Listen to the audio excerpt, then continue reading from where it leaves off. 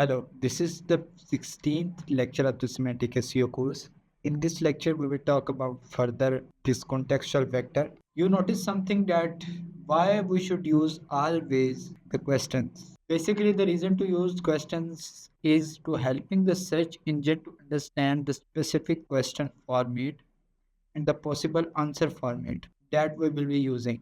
If answer format is aligned according to your question format, it means you are using the question answer pairs. For example, if the question that you are using are generated by the search engine most probably and ranking at the top as a candidate question, which means the search engine directly learned these topics from you. If you use question answer format all the time, search engine would not need to generate question by itself, because when you search a query in a Google search bar, Google does not show your written terms or keyword or query results. Basically, it generates the question in a backend from these queries that you type in, and you show the answer of these specific questions that is generated. If I make it more clear, when you search a query, the results that you are seeing is the answer of that question that generated by the search engine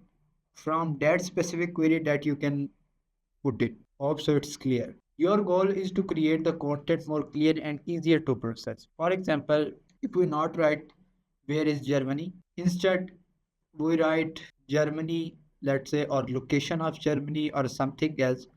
Search engine generate question by itself, and then they process your answer, and then it connect back to the question. But the thing here is that the generated question is just a possibility.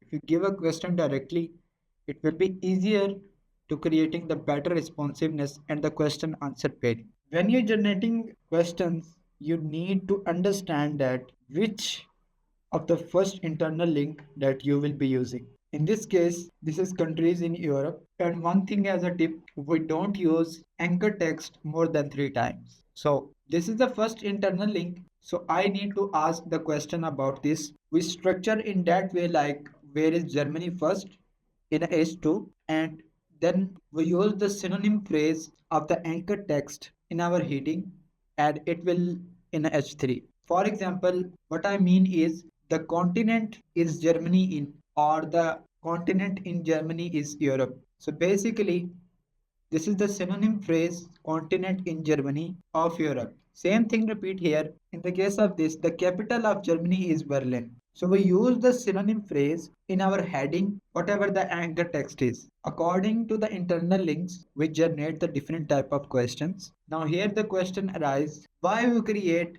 the where is Germany in a H2 and the continent in a H3? Why we create this type of format? Because there is a lot of ways to tell about the Germany, like west of something, north of something. You can give coordinates or tell in a kilometer square, etc. Now, for example, your first relevant question to that specific anchor text is in the H2, and in a H3 you use the synonym phrase. That means you are decreasing the relevance to that specific internal link, because we pass more page rank and more relevance to these specific areas.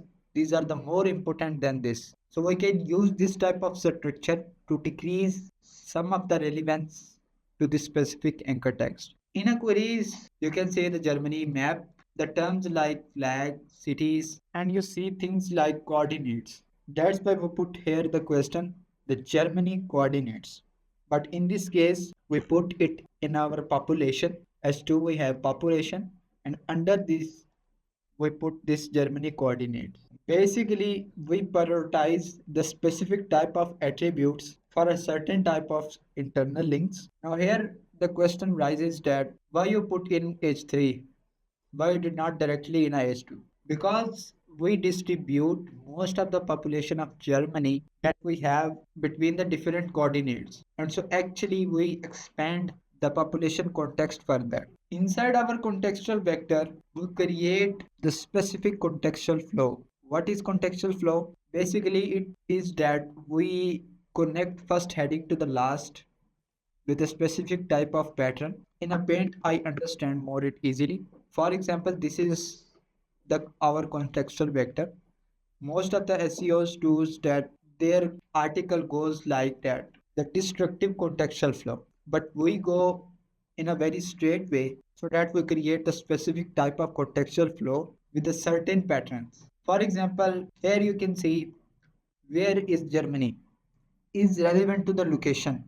What continent in Germany is relevant to the location. We connect both of these things. We connect this section to each other, and in this case, Germany population and the coordinates are both this section connected to each other. In the next section, you can see the time zone and the time difference. Germany population and Germany coordinates and official language and the language spoken. These sections are connected to each other.